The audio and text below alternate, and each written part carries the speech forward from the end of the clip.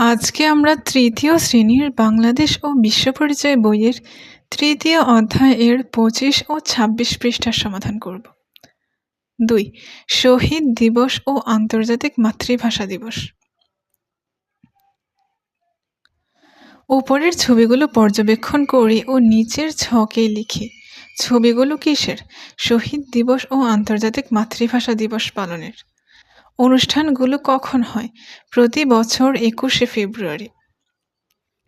কোথায় ফুল দিচ্ছি? শহীদ মিনারে। কেন ফুল দিচ্ছি?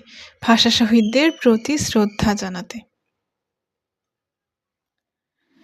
২১শে ফেব্রুয়ারি সম্পর্কিত তথ্য নিচের খালি ঘরে লিখি। ২১শে ফেব্রুয়ারি শহীদ দিবস, আন্তর্জাতিক মাতৃভাষা দিবস, শহীদ মিনার, প্রভাত ফেরি, ভাষা শহীদদের প্রতি শ্রদ্ধা, পতাকা অর্ধনমিত রাখা। গ.